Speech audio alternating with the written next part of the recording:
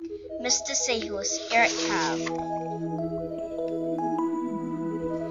Mr. and Mrs. Seahorse drifted gently through the sea. Mrs. Seahorse began to wiggle and twist this way and that. "It's time for me to lay my eggs," she said. "Can I help?" asked Mr. Seahorse.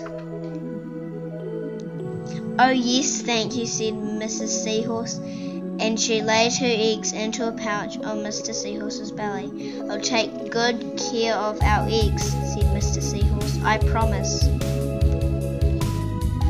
As Mr. Seahorse drifted gently through the sea, he passed right by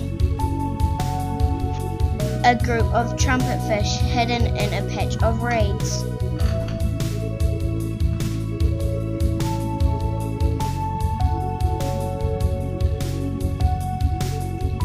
But before long, Mr. Seahorse met another fish. "How are you, Mr. Stickleback?" asked Mr. Seahorse. "Delighted," replied Mr. Stickleback. "I've just built a nest, and right away." Mrs. Stickleback laid her eggs in it. "Now I am taking good care of them until they hatch." "Keep up the good work," said Mr. Seahorse, and swam on his way. As Mr. Seahorse drifted gently through the sea, he passed right by a lionfish hidden behind a coral reef.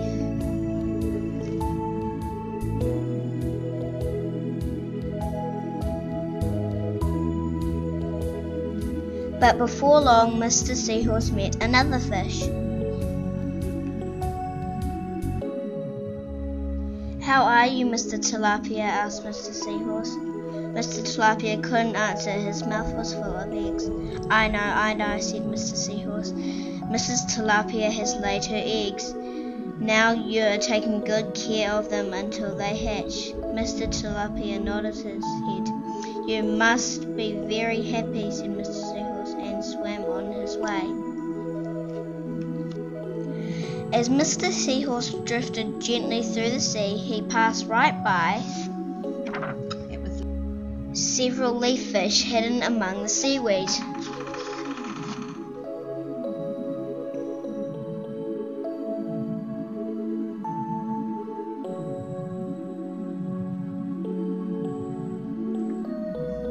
But before long, Mr. Seahorse met another fish. "How are you, Mr. Curtis?" asked Mr. Seahorse. "Perfectly fine," replied Mr. Curtis.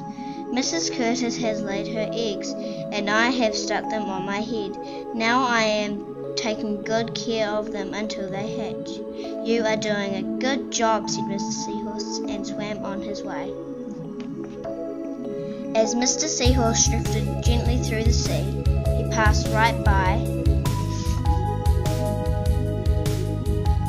a stonefish hidden behind a rock.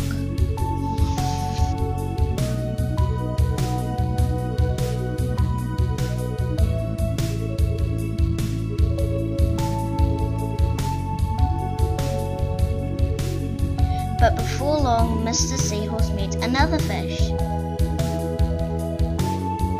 "How are you, Mr. Pipe?" asked Mr. Seahorse. "Couldn't be better," replied Mr. Pipe. "Mrs. Pipe has laid her eggs along my belly. Now I am taking good care of them until they hatch." "You should feel proud of yourself," said Mr. Seahorse, and swam on his way.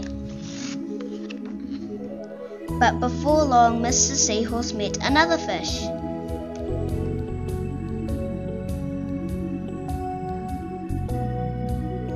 "How are you, Mr. Bullhead?" asked Mr. Seahorse.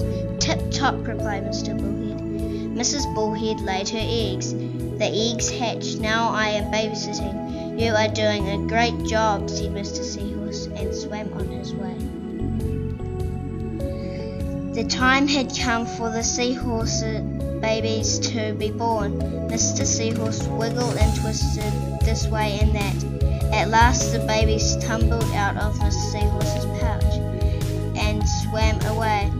One baby turned around and tried to get back into the pouch. "Oh no," said Mr. Seahorse.